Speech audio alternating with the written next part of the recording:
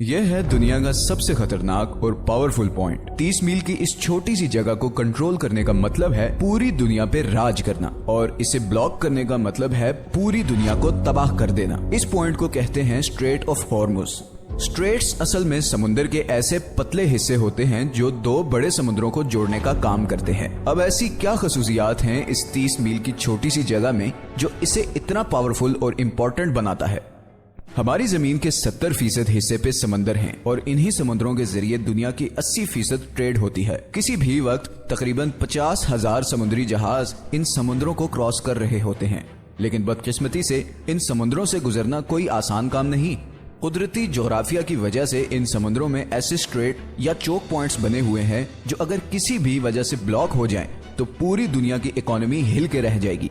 यही हुआ था मार्च 2021 में, जब एक कार्गो शिप सुएज कनाल में 6 दिनों के लिए फंस गई थी और पूरी दुनिया को $10 बिलियन का नुकसान उठाना पड़ा। इसके अलावा भी दुनिया में बहुत से चोक पॉइंट्स हैं, जैसे कि पैनामा कैनाल जो पैसिफिक और अटलांटिक ओशन के दरमियान ट्रेड को कंट्रोल करती है, केप ऑफ गुड होप जो पूरे अफ्रीका कॉन्टिनेंट की ट्रेड फ्लो कंट्रोल करता है, स्ट्रेट ऑफ जिब्राल्टर जो कि मेडिटेरेनियन और अटलांटिक सी के दरमियान ट्रेड कंट्रोल करता है, डेनिश स्ट्रेट बाल्टिक और नॉर्थ सी के ट्रेड को कंट्रोल करता है, टर्किश स्ट्रेट मेडिटेरेनियन और ब्लैक सी के दरमियान ट्रेड कंट्रोल करता है, और आखिर में स्ट्रेट ऑफ मलाक्का जो पैसिफिक और इंडियन ओशन की ट्रेड कंट्रोल करता है। लेकिन इनमें से कोई भी पॉइंट इतना डेंजरस और इम्पोर्टेंट नहीं जितना स्ट्रेट ऑफ हॉर्मुज है, और इसकी वजह यह है कि पर्शियन गल्फ और गल्फ ऑफ ओमान को कंट्रोल करने का ये वाहिद रास्ता है, और यहीं से सारे समुद्री जहाज निकल के पूरी दुनिया में जाते हैं। अब पर्शियन गल्फ बहुत इंपॉर्टेंट जगह है क्योंकि 8 कंट्रीज अपनी कोस्ट लाइन इसके साथ शेयर करते हैं, जिसमें ईरान, इराक, कुवैत, सऊदी अरब, बहरीन, कतर, यूएई और ओमान शामिल हैं। इनमें से 4 मुल्कों के लिए बाकी दुनिया से कनेक्ट करने का वाहिद रास्ता ही स्ट्रेट ऑफ हॉर्मुज है।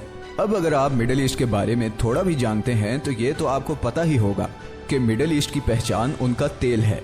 ये तेल आज भी हमारी दुनिया का सबसे बड़ा एनर्जी सोर्स है। पूरी दुनिया की 33% एनर्जी कंजम्पशन तेल से होती है, चाहे वो ट्रांसपोर्ट के जरिए हो जैसे कि गाड़ी, ट्रेन, जहाज या फिर बिजली बनाने वाले पावर प्लांट्स। इन तमाम सेक्टर्स में 70% ऑयल इस्तेमाल होता है। अब ऑयल का मसला ये है कि ये दुनिया में बहुत कम जगहों पर पाया जाता है।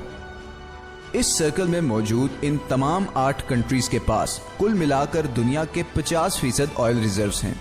मतलब पूरी दुनिया का आधा तेल इन 8 कंट्रीज के पास है। और बात सिर्फ यहाँ खत्म नहीं होती, बल्कि दुनिया के 40% नेचुरल गैस रिजर्व्स भी इसी सर्कल में मौजूद देशों के पास हैं। अब नेचुरल गैस तेल और कोयले के बाद दुनिया का तीसरा सबसे बड़ा एनर्जी सोर्स है। ब्रिटिश पेट्रोलियम के मुताबिक ईरान के पास दुनिया में सबसे ज्यादा गैस के रिजर्व्स हैं। तो हम ये कह सकते हैं कि पूरे पर्शियन गल्फ में तेल और नेचुरल गैस के इतने ज्यादा जखायर हैं जितने शायद हमारे पूरे प्लेनेट पे कहीं नहीं। और इसीलिए पूरी दुनिया के 15% एनर्जी सप्लाई इसी पर्शियन गल्फ में मौजूद कंट्रीज से आती है, और फिलहाल इस सप्लाई लाइन का पूरी दुनिया के पास कोई और अल्टरनेटिव भी नहीं।